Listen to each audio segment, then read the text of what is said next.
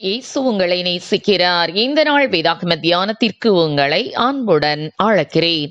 சகோதரரே, அதை பிடித்துக் கொண்டேன் என்று நான் எண்ணுகிறதில்லை. ஒன்று செய்கிறேன், பின்னானவைகளை மறந்து முன்னானவைகளை நாடி கிறிஸ்து இயேசுவுக்குள் தேவன் அழைத்த பரம அழைப்பின் பந்தய பொருளுக்காக லக்கை நோக்கி தொடருகிறேன். பிலிப்பியர் 3 அதிகாரம் 13 மற்றும் 14 வசனங்கள். 3 பேர் ஒவ்வொருவரும் தங்கள் முன்பாக ஒரு மூட்டையையும் தங்கள் பின்பாக ஒரு மூட்டையையும் கட்டிக்கொண்டு நடந்து போய்க் கொண்டிருந்தார்கள். அவர்களில் ஒருவன், நீ கொண்டு போய்க் கொண்டிருக்கிறது என்ன என்று மற்றவனை பார்த்து கேட்டான்.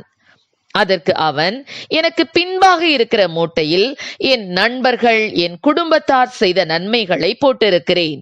அவை என் முதுகுக்கு பின்பாக இருப்பதால் நான் அவைகளை அதிகமாக நினைக்கிறதில்லை. என் முன்பாக இருக்கிற மூட்டையில் ஒவ்வொருவர் எனக்கு செய்த தீமைகளையும் அவர்கள் எனக்கு எதிராக பேசின பேச்சுக்களையும் அவர்கள் செய்த மற்ற காரியங்களையும் போட்டு வைத்திருக்கிறேன். அடிக்கடி அவற்றை திறந்து பார்த்து அவைகளை ஏன் எனக்கு செய்தார்கள் என்று யோசித்து பார்ப்பேன். என் மனது கோபத்தால் பொங்குவதால் என்னால் வேகமாக முன் செல்ல முடிவதில்லை என்றான். நீ என்ன கொண்டு வந்திருக்கிறாய் என்று மற்றவனிடம் கேட்டான். அதற்கு மற்றவன், உன்னை மாதிரியே நானும் சில காரியங்களை இந்த மூட்டையில் போட்டு சுமக்க முடியாமல் சென்று கொண்டிருக்கிறேன்.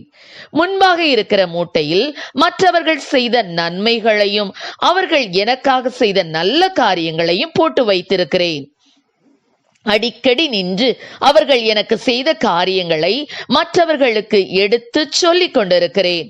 பின்னாக இருக்கும் மூட்டையில் நான் செய்த தவறுகள், தவறான முடிவுகள், பாவங்கள், என்னை காயப்படுத்தின காரியங்கள் எல்லாவற்றையும் போட்டு வைத்திருக்கிறேன்.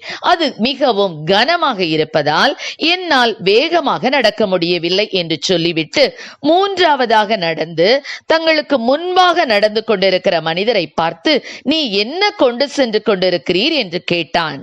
3வது மனிதர், எனக்கு முன்பாக இருக்கிற மூட்டையில் கர்த்தர் எனக்கு செய்த நன்மைகள், மற்றவர்கள் எனக்கு செய்த நன்மைகள், நல்ல சிந்தனைகள் இவற்றையெல்லாம் போட்டு வைத்திருப்பதால் அது என்னை வேகமாக முன்னோக்கி நடக்க உதவுகிறது.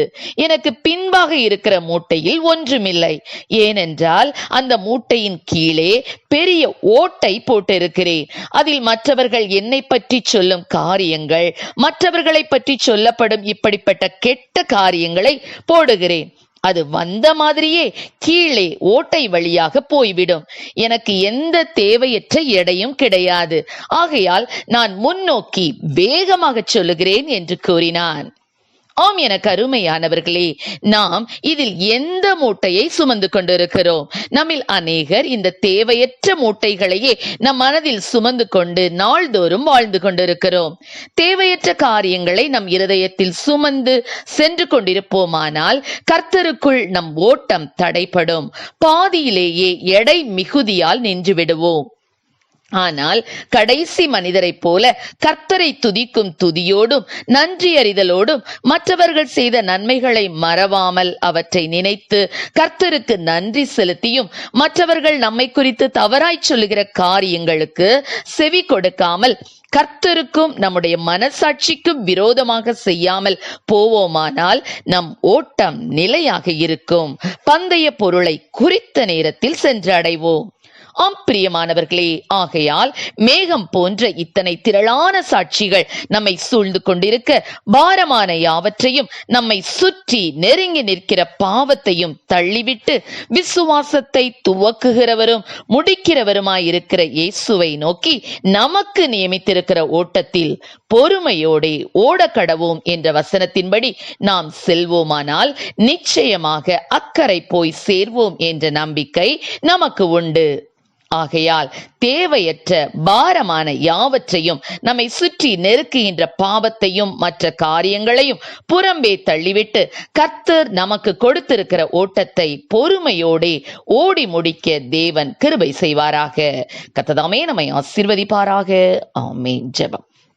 எங்களை அதிகமாக நேசித்து நடத்துகிறீங்க அன்பின் பரலோக பிதாவே. அப்பா, அந்த நாட்களிலும் கூட அப்பா ஸ்தோத்திர ஆண்டவரே, நாங்கள் தேவையற்ற பாரங்களை தூக்கி சுமக்காதபடி கத்தர் மேல் உன் பாரத்தை வைத்துவிட அவர் உன்னை ஆதரிப்பார் என்று சொல்லி வசனத்தின்படி எங்கள் ஆண்டவரே பாரத்தை கத்த உண்மையிலே வைத்து விடுதலை பெற்றுக்கொள்ளக்கூடிய கிருபைகளை கொடுப்பீராக.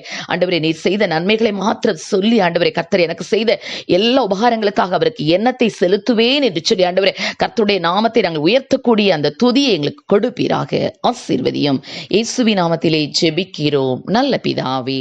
ஆமென்.